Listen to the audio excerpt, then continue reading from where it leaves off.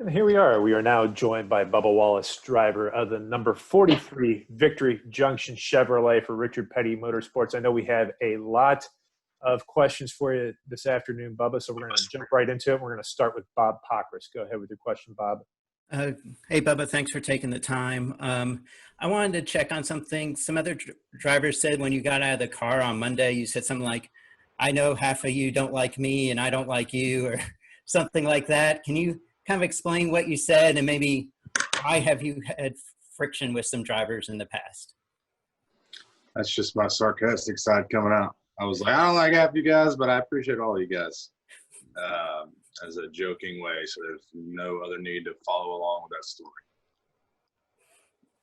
Okay, thank you. Our next question will come from Ethan Sachs from NBC News. Go ahead with your question, Ethan. Okay, first of all, thanks a lot for taking the time. I know, with the race and everything, it's a distraction, so it is appreciated. I do want to ask you, because the last few weeks, you've sort of had all these extra distractions, but also, been sort of looked on as a spokesperson, as a symbol, and with all that extra responsibility that goes with it. And I'm just wondering how you are personally navigating that and finding that.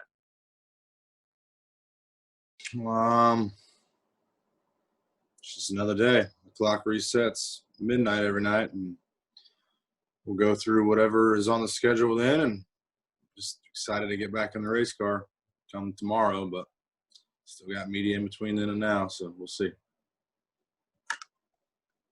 Our next question will come from Dan Gelston with the Associated Press. Go ahead, Dan.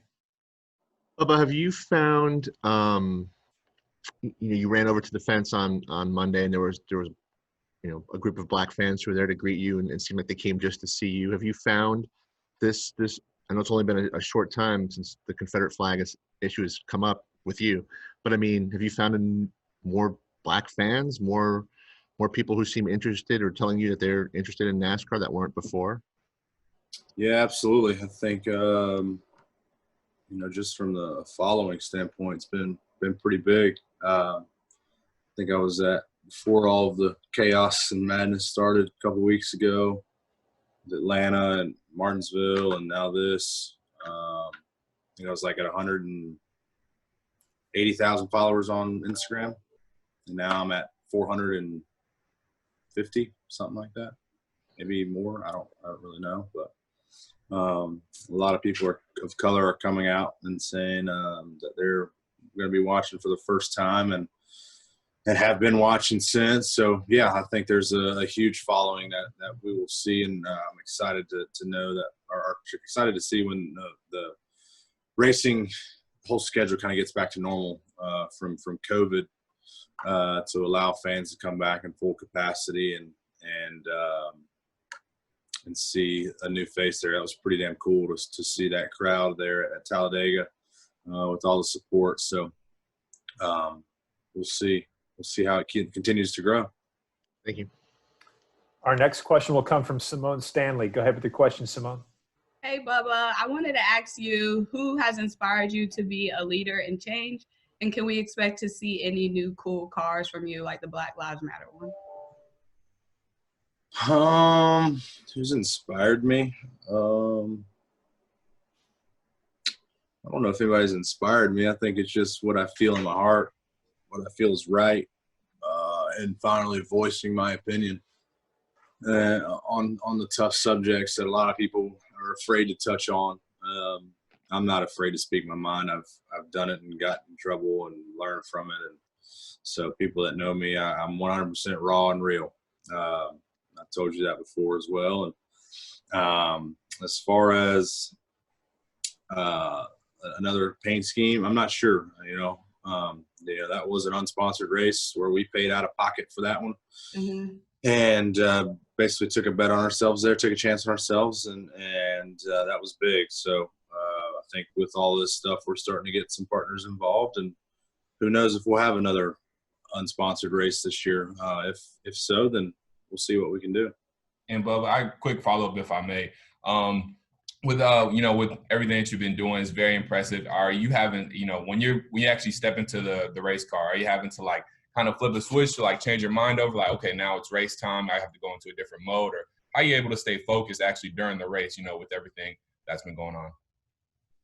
Hell, I've always said there's that concrete wall around the racetrack. You don't want to hit that, and I've hit this wall pretty hard that we're going through this weekend. So I know what that feels like. But through it all, we gotta have good finishes. We gotta have a good season, and we're still continuing to have that. We're running top 15 almost every weekend, so it's about 7 to 10 spots better than where we were last year. So I can't let anything else tear me away from that, from the momentum we've been having. So I'm not going to let anything else take that away from us. So, yeah, it's as tough as it may be, and it's quite easy for me to climb in and get away from all the chaos. Thank you, Bubba. Good luck this weekend. Thanks. Our next question will come from Charlotte McBride. Go ahead with your question, Charlotte. Bubba, you mentioned the outpouring of support from fans, but I want to talk about your colleagues, because I'm sure you've heard so many things from them this week. Anything that really sticks with you, maybe another driver that you didn't expect to have your back when they all did, as you were sarcastic earlier in saying that, but any words that kind of really stuck with you and will stick with you?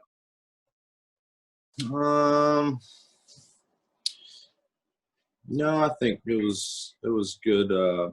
Good to see everybody out there, and I appreciate their support. I guess two people that stuck out was Eric Almirola sent a nice text right before all that on Monday, saying how we're not friends and we don't act like we are, but we're going to stand next to each other.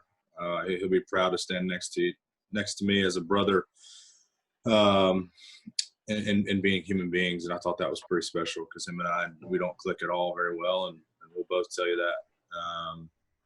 And Alex Bowman coming up, he said, we don't see eye to eye on everything, but he stands behind me 100%, something along those lines like that. And I thought that was pretty cool. I've always had respect for Alex, but we've definitely butted heads and we've lost respect at times for each other, but it shows that we can all come together. But Jimmy Johnson's been the guy at the top of the list the whole time. He texted me Monday, texted me Tuesday after all the chaos has been going on, just checking on me. So it's been good to have him in my corner there for sure. Just a quick follow-up on that. You don't seem like a real emotional guy. Do you get emotional when some of these guys, do have your back, and seeing everyone and everything that happened this week? I think the videos and pictures can answer that for you. Yeah, I think when you go through a lot and whatnot, I mask a lot of things. I hold a lot of things in, and it comes out at times like that. So yeah. Thanks. Our next question will come from Lauren Walsh. Go ahead with your question, Lauren. Hey, Bubba. Thanks for the time this afternoon. How would you describe this heightened role and platform you have, where you've kind of gone from Cup Series driver to Cup Series driver and very visible social activist and an advocate for social justice? Yeah. Hey, it's just another day in the life of Bubba Wallace, really. You never know what to expect, and it's not like I wanted to be in this position or asked to be in this position. It just kind of happened.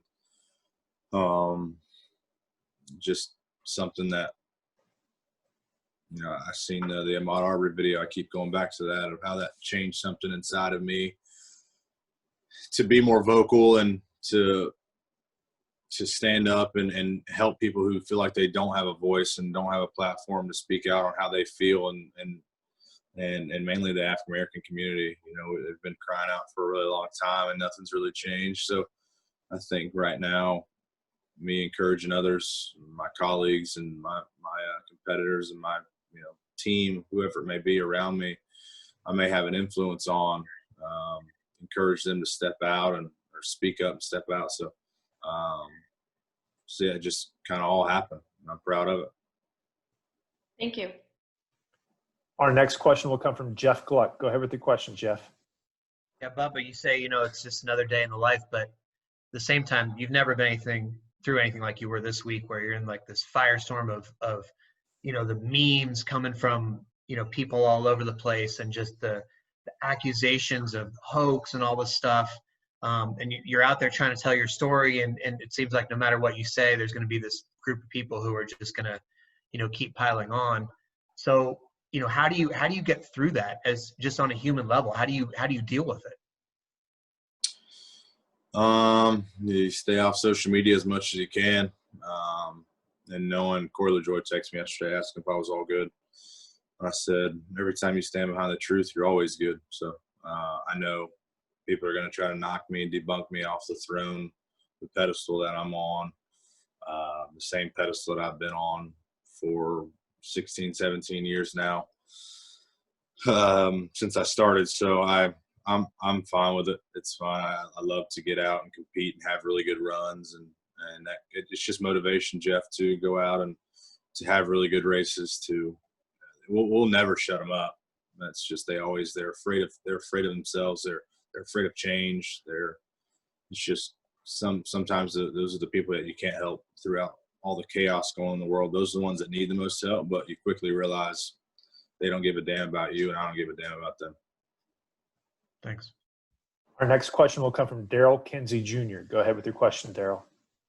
Bubba, thank you for joining us. And I know in the grand scheme of things, the race this weekend is kind of minor with everything you've gone through, but looking forward to Pocono. We had the PJ1 applied last year. A lot of drivers didn't use it. Do you think more drivers will venture up there and try to use it during the two races this weekend? Yeah, I forgot about that. It was there last year. I think it was kind of far off the way it was, the areas it was applicated. It was pretty far off, and I think that's why we didn't use it. So, so I get to the track tonight, I'll rewatch the race and get a for sure idea. Sorry, you guys got me. I had a phone call come through. Yep, we got you. So yeah, I think that was the reason why we didn't use it as much, but we'll see when we get there. And you said earlier the team has had some consistent top 15 finishes this year. What has been the main catalyst with the sudden uptick in performance? It's just, resources have been good. They've been coming in steadily and helping us out. The alliance with RCR has been good. Chevrolet, new body this year has been good. There's a lot of different factors that go into it. Jerry Baxter's been doing a hell of a job being a leader of our team, calling great races, taking chances, staying out when others pit to capitalize on some really late finishes, good finishes there. So there's a lot of key factors. So just everybody in the collaborative group that helps support our program together. Thank you. Our next question will come from Lee Spencer. Go ahead with your question, Lee. Thank you. And Bubba, thank you for what you've been doing, because I would say the last time we've had somebody who had this much pressure on them was Dale Jr. after 2001. And on that note, I'm just curious, have you talked to him about what it feels like to have the weight of the sport on your shoulders? And because honestly, he's really the only other person that has been in your shoes from this standpoint in NASCAR. No, I haven't talked to him about that. And, I guess I don't see it as the weight of the sport on my shoulders. I guess I haven't had time to think about it, honestly. I've been so damn busy sitting right here in this setting to think about that and to reach out to feel that. I haven't felt the pressure yet. And I don't know if that's just me masking it, but no, I haven't talked to him. And I saw your dad this morning on CBS, the morning show, and kind of curious about, given the fact that he is white, when you, and I assume at some point during your life you were given the talk, and wondering who that came from in your side of the family. The talk, where are you getting at? Just as far as the talk about, the talk, I guess is what I've always heard it referred to. The talk. You got the birds and the bees talk. You got whatever talk you're talking about. I don't know exactly what you're talking about. Don't be afraid to say it. Well, I'm saying from the standpoint of a lot of young African men and women, when they leave the house, they have to, there are outside factors that affect them that I would have absolutely no idea about. Yeah, no, I honestly, you could have been talking about having sex for the first time. I didn't freaking know what you're talking about. Yeah, no, we've never had that conversation just because we've always went at it as treat equal with respect and fairness and that's how it's always it was in our family. You know, I had the best of both worlds. We always said I had my dad's side and my mom's side, and so, you know, I didn't when I was outside, I didn't worry about being treated differently than others. I just lived life to the fullest. I lived life how I wanted to live life, and I went through those things on my own, discrimination and stuff, and it's part of it. You learn from it. Appreciate your candidness. Thank you. Our next question will come from Jason Brown. Go with your question, Jason. Thank you, Matt and Bubba. Thank you for continuing to take the time. Part of your message has always been growing the sport, and you talk a lot about inclusion. Yesterday, Brad Doherty talked about what type of inclusion he felt growing up as a race fan and then getting into the sport as a race owner. If you could sort of elaborate on what level of inclusion you felt as a fan growing up of racing and then now becoming a driver.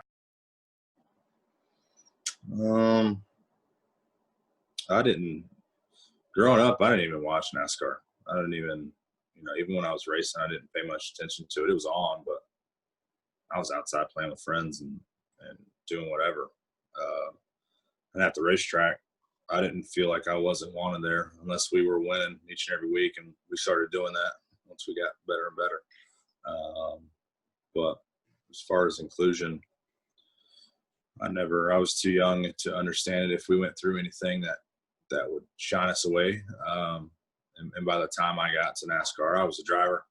So it was the next race on the schedule. We would be with the NASCAR team. So I always felt welcomed.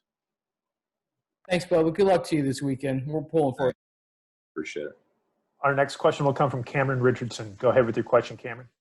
Thank you for the time, Bubba. After what has transpired over the last week and since NASCAR's support of Black Lives Matter at Atlanta, what are the next steps NASCAR can take to ensure inclusion for the long term instead of this being a short-term trend?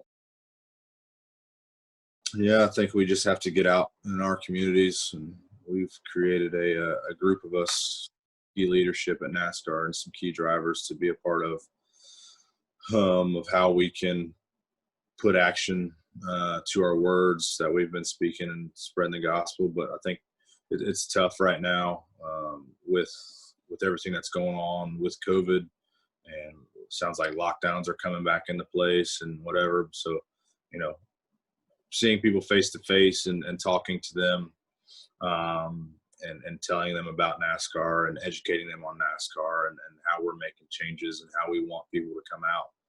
It's tough.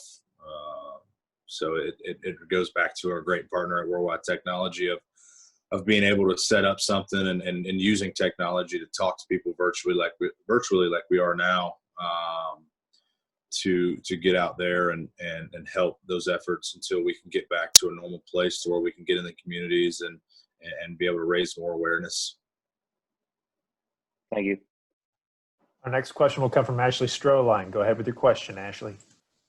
Hey, Bubba, I'm just curious, now that you've had a few days to reflect on what the FBI did find with it not being a hate crime, do you agree with that? And also now that NASCAR has released the photo for everybody to see, your thoughts on what's in that picture? Yeah, whether it was tied sometime throughout 2019, the fall race there, someone did it with whatever intent they had. We weren't in that garage stall at that time, so we can't say it was directed towards me, which is good. It wasn't directed towards me or my family. But somebody still knows how to tie a noose, and whether they did it as a bad joke or not, who knows? But it was good for the public to see. It still won't change some people's mind of me being a hoax, but it is what it is. Thank you. Our next question will come from Gary Gastelou. Go ahead with your question, Gary. Hey, Bubba, Steve Phelps said he wished you would have handled this a little differently with less emotion, maybe refer to it as an alleged noose or an alleged heinous act. Have you talked to him about that and what it might be, how things might be done moving forward with this sort of thing? He said he wanted me to act differently. No, he said he would have. He wished he had done it with less emotion. Okay, I thought you said me. Going to correct you there. Yeah, I mean, we're in a crucial time in the world right now, and you see what's going on outside of the sport, and the way we reacted to it, the way it was brought to my attention, I thought it was done the right way. Worded it differently, sure, but can't let that slip up and be just might be a mistake. I would encourage them to do the same thing over and over again. I try to do my research behind the scenes with my guys to make sure it wasn't a garage pool. And you've seen the numbers, how many garage stalls they inspected, and 11 had knots and only 1 had a noose. Our next question will come from Josh Sims. Go ahead with your question, Josh. Bob, I appreciate the time this morning or afternoon. Obviously, they're banning the Confederate flag within the racetracks, but before the race, I'm sure you saw the video of the flags outside the track and the one flying over the track that said defund NASCAR. Is there anything else that can be done to kind of stop this from continuing to happen?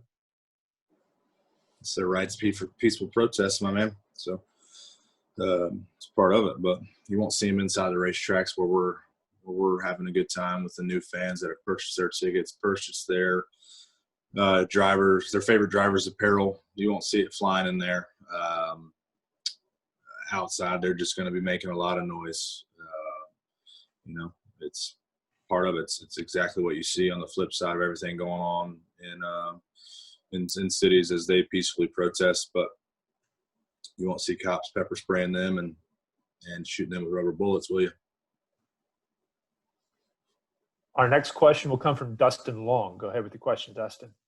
Bubba, with being outspoken, and you've talked about this, about the pushback and from others, and I'm curious from your point of view of speaking up, becoming a leader, for those who follow you and for those who may want to be as strong as you and speak up, but are afraid of the pushback and of all the things on social media, of a racetrack owner in North Carolina saying he's selling Bubba rope this week and things like that. How do you advise somebody? Because there's certainly, I would seem like it would take you have to be very strong, and how do you help somebody get to that point where they can be at a level like you and be outspoken and put those things aside, or learn to turn off the white noise, if that's even possible? Yeah, you just got to be mentally strong. And where I've gotten my strength from, couldn't tell you. Because I do read into it and I do get pissed off, and part of my emotion today is one, being wore the hell out, and 2 is being a little frustrated, and 3 is just finally seeing the light at the end of the tunnel. But I'm probably a fool for thinking that, because it's 2020 and something else will happen probably tomorrow and I'll be right back where we are. So yeah, it's, you're put on a pedestal. Athletes are put on a pedestal, and there's not a manual, there's not a guidebook to tell you how to handle yourself off the courts, off the racetrack, off the fields, but it's all something you learn.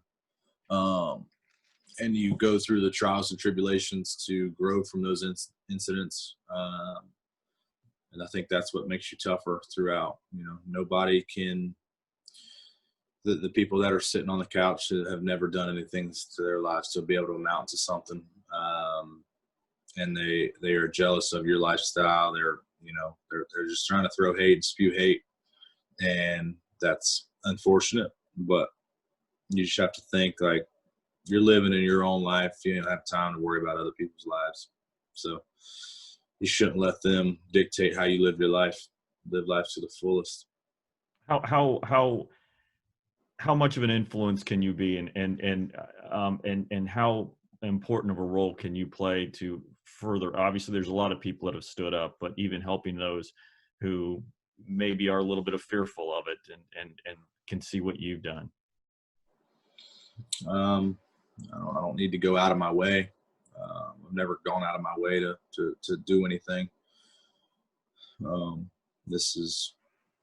I've been right here this whole time talking about what's going on in the world, and it's just easier for me to talk on it because I can relate to it. We struggle with things we can't relate to. If it doesn't affect you directly or indirectly, then you don't want to touch it. We're in a sport where money drives our careers. Sponsors, they don't want it. They don't want you to touch it. And, I say this with the utmost respect, but ever since I've been speaking out, I haven't been thinking about my sponsors. I've been thinking about maybe being a human being and standing up for what's right. And I hope that sponsors would see that and back me up on that. We've had some sponsor drama this year that I'm quite frankly glad I'm not a part of anymore because they wouldn't stand up for what's going on right now. So it's you just speak what's on your mind. Do your research, educate yourself, and move on from that. Thank you. We have time for only one more question, and that question will go to Greg Moore. Go ahead with your question, Greg. Go ahead, Greg. Thank you. Yeah, sorry about that, Matt. Bubba, Greg Moore, USA Today Network, Arizona Republic. We met in Phoenix. I asked you about lug nuts. I was going to ask you how you're doing, but you said that you wore the hell out and you're a little bit frustrated. I'm curious what you would like us to start focusing on now in order for you to be able to put this behind you so that you can start racing again. Don't matter. I ain't gonna listen. It's just shit. Focus on racing. Damn, it's easy as that. That's a good question. Appreciate the laugh there. No disrespect, but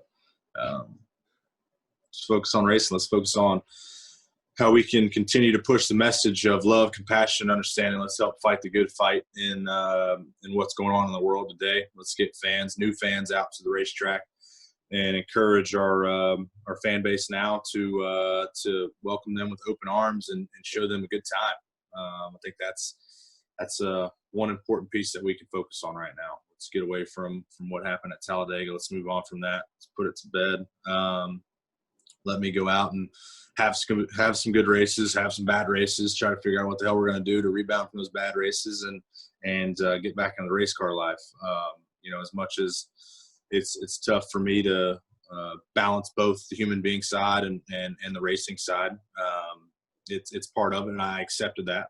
But yeah, we'll just continue to move on, push the narrative on. Let's go back a couple weeks ago and how we can implement our ways to help bring new faces in, help bring more diversity, inclusion, make everybody feel welcome. And yeah, that's about it. Thanks, man. Appreciate you. No problem. Bubba, really appreciate you taking a half hour out of your day to join us today. And good luck this weekend. 2 races at Pocono. Rest up and good luck this weekend. Appreciate you guys. Thanks. Appreciate you. Take care now. Thanks, Bubba. Thank you so much, Bubba. Good luck. Thanks. Thank you.